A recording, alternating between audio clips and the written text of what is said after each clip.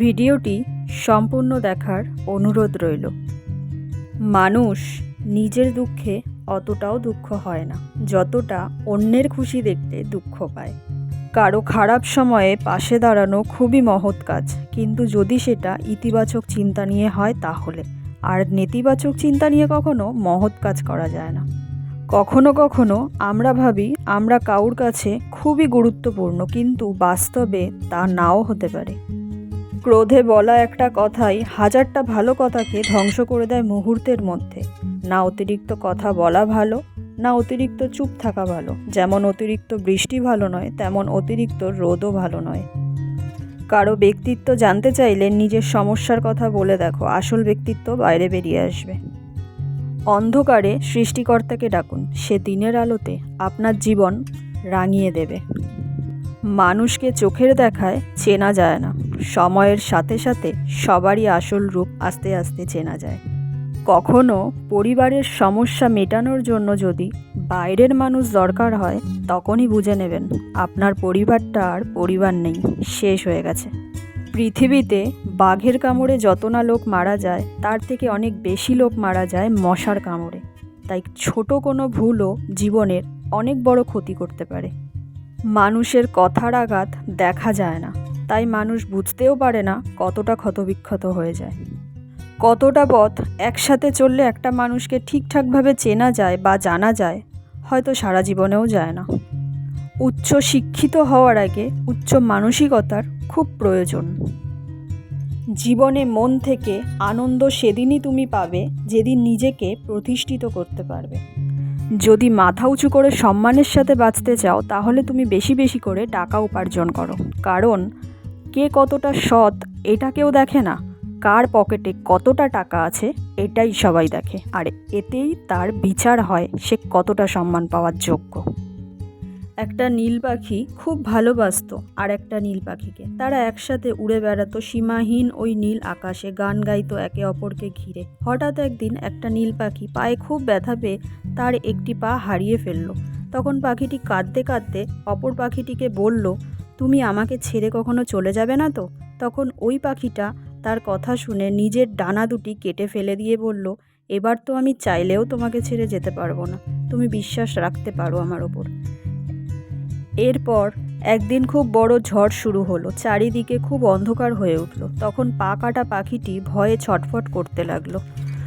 ডানা কাটা পাখিটি পা কাটা পাখিটিকে বলল, তুমি নিরাপদ স্থানে চলে যাও, আমার কথা চিন্তা করো না, ঝড় থামলেই তুমি ফিরে এসো, আমি এখানেই তোমার জন্য অপেক্ষা করব। তখন পা কাটা পাখিটি উড়ে চলে গেল নিরাপদ স্থানে।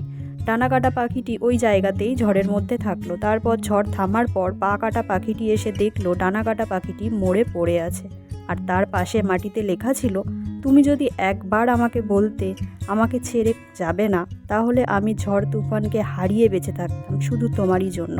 এটা গল্প হলেও কিছু কিছু মানুষের জীবনের কঠিন বাস্তব।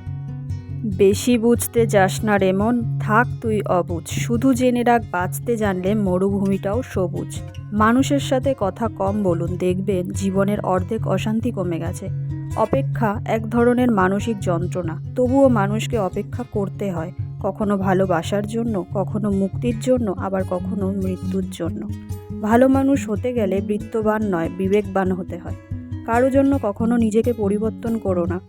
যদি সে কোনো দিন ছেড়ে যায়, সেদিন আর নিজেকে কোথাও খুঁজে পাবে না। জীবনে হাসি খুশি থাকতে বেশি কিছু লাগে না, নিজেকে বোঝার মতো একটা মানুষ থাকলেই যথেষ্ট। কোনো মৃত ব্যক্তিকে শ্মশানে নিয়ে যাওয়ার সময় ভেবো না যে তুমি তাকে তার অন্তিম ঠিকানায় নিয়ে যাচ্ছ, বরং জেনে রেখো ওই মৃত ব্যক্তিই তোমাকে তোমার অন্তিম ঠিকানা দেখাতে নিয়ে যাচ্ছে। এখানেই সব অহংকারের ইতি। ফ্যামিলির দিকে তাকিয়ে অনেক সন্তানই আছে নিজের সবটুকু ইচ্ছে, স্বপ্ন, আশা ত্যাগ করে দেয়।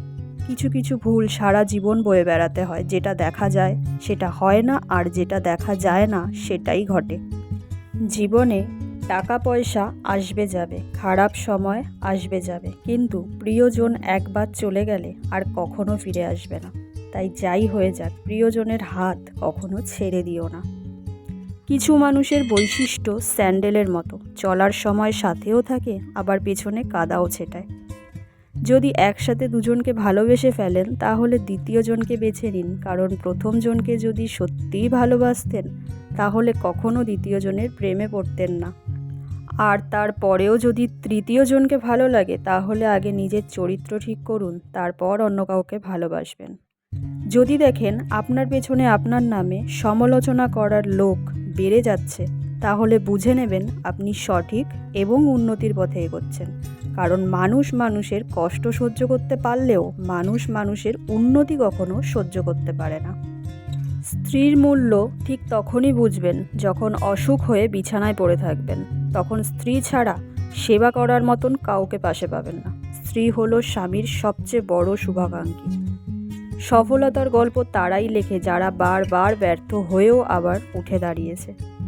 পৃথিবীর সবচাইতে অদ্ভুত জীব আমরা। নাটক দেখে কান্না করি আর বাস্তবতা দেখে হাসি। যখন 5 সেকেন্ডের হাসিতে সুন্দর ছবি আঁকতে পারে তাহলে ভাবুন সবসময় মুখে হাসি রাখলে জীবনটা কত সুন্দর হতে পারে। ভিডিওটি শেষ পর্যন্ত দেখার জন্য আপনাদেরকে অসংখ্য ধন্যবাদ। যদি ভিডিওটি ভালো লাগে তাহলে একটা লাইক করে চ্যানেলটিকে সাবস্ক্রাইব করে দেবেন আর পাশে থাকা বেল আইকনটি প্রেস করে দেবেন আর কমেন্টে লিখবেন হর হর মহাদেব। ধন্যবাদ।